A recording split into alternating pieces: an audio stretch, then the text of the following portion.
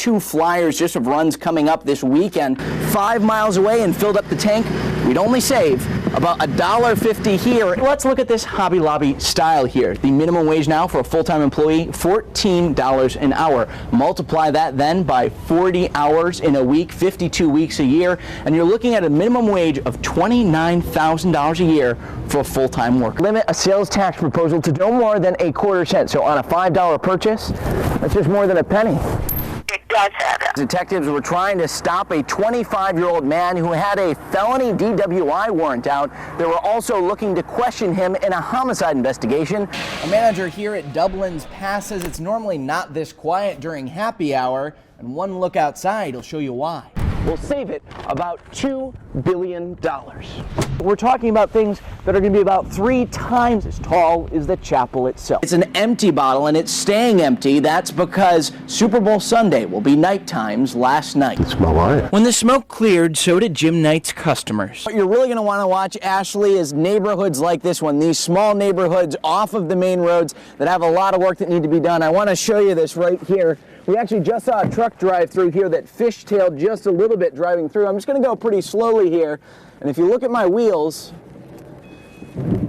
you should be able to see that we skidded a little bit. The ABS kicked in here. Again, that's because on the roads here, we're seeing some compacted sleet and some ice, making it very slick back here. These are on the side roads. Today we found out, though, it's not just about safe and clear roads, it's about clear cars.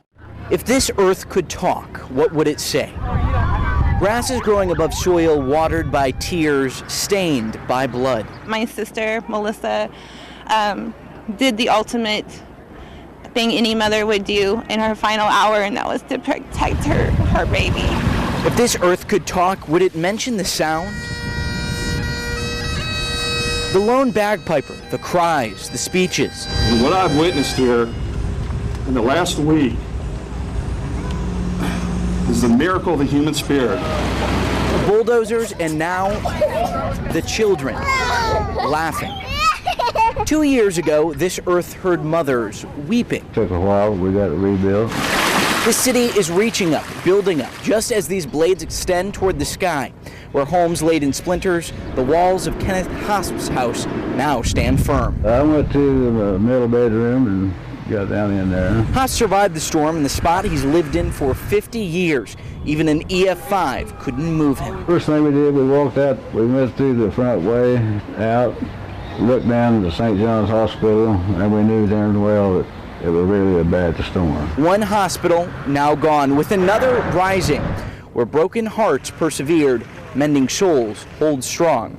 So what would this earth say? Probably think about like what we do. I mean, you know, there's a rough go for it. 2 years, it may not seem so long ago. Healing just takes time, you know. Count in the way this town had to count on May 22nd, 2011, and Joplin has endured more than 1,051,000 minutes since this earth first witnessed the darkness of the storm. Firefighters in Springfield have been making Mayday calls this week, but they're not real. It's all for practice. They're trying to prepare for rescuing one of their own. Arrive to a house fire. Mayday, mayday, mayday. I'm going to use your traps. Mayday, mayday, mayday. Mayday's an issue. The firefighter is lost, disoriented. He's out of air. Before the first firefighter disappears into the smoke, Mayday traffic, go ahead. Captain John Rosie Greer prepares the group. So we'll just kind of switch it up. They put on their gloves, helmets. What's not hindered by pounds of gear and clothes is crowded by the smoke the moment they enter the door. You can't see, so you follow around, follow your guys, stay close. In the darkness, the call comes out. Firefighters are the rescuers, not the rescuees. So it'd be the floor collapse. Command copies. Engine 11, firefighters. A crew trapped inside. The third member may be lost and disoriented. We want to get the guys used to having that radio in their hand and calling that Mayday. That's not typically something firefighters do. Firefighters are there to fix the problem, not be a problem. Going into the unknown, knowing the dangers, that's routine here. Been working hard to get here. Luke Prophet started as a firefighter in September.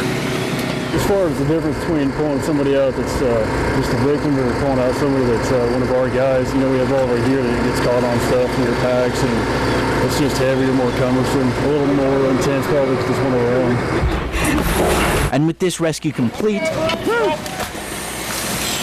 Captain Greer hopes the only time he hears that Mayday call It's not something that we ever want to hear on the radio. in a house like this one with no flames, plenty of firefighters, and the relief of knowing when they go back to the station, everyone's coming back unharmed.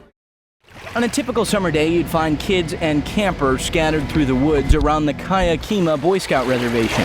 Now the only hiking or boating is in search of one child in this 900-acre area.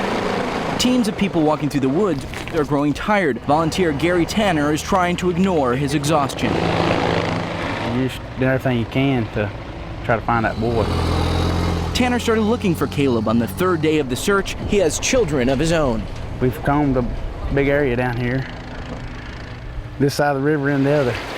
It's hard to sleep at night when he's not there. So we've got cadaver dogs, we've got divers that we're fixing to load up and go search a spot right now. Dozens of searchers walked through the woods the day Caleb disappeared. The numbers grew on Sunday. By day 3, deputies estimate almost 300 people were helping look for the 4-year-old child. Most of them said, if it was my kid, I'd hope you all would have this out here for mine. Fulton County Sheriff Kenneth Foley still calls this a search and rescue mission. And as the sun goes down, volunteers are surely thinking about Caleb and their own children as they prepare for another long day. Shopping, driving, filling out forms, and getting on social media can all feed into this system. Any number of things you do every day can help build a profile of you that you never see. Tonight, we explore the world of privacy for sale. How much do you know about Shane Dodson? He uses social media, and he's selective about what he reveals. I try to keep it limited, no phone numbers, email I don't use. Despite his efforts, there is likely information about him out there Dodson doesn't know about. Companies are collecting a much more extensive profile than your Facebook page, one you can't see. It goes beyond a bio. Try social security number, criminal history, home value, net worth, your religion, interests, and much more. Their activities, their friends, their friendships, their romantic lives are all being tracked in excruciating detail on the internet.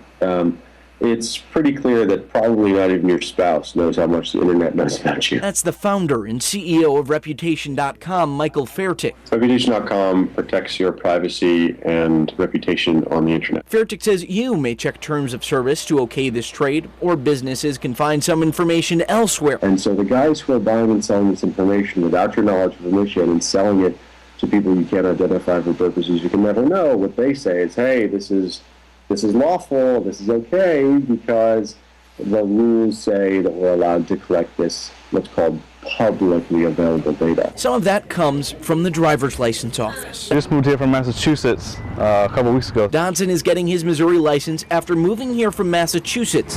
That means Missouri can sell his information with some limits. Your personal information, the government, selling your stuff to who knows? For what reason? Which brings us here to Jefferson City. Think they need the whole list? State Representative Chris Kelly says he'd like to make it illegal for Missouri to sell your information.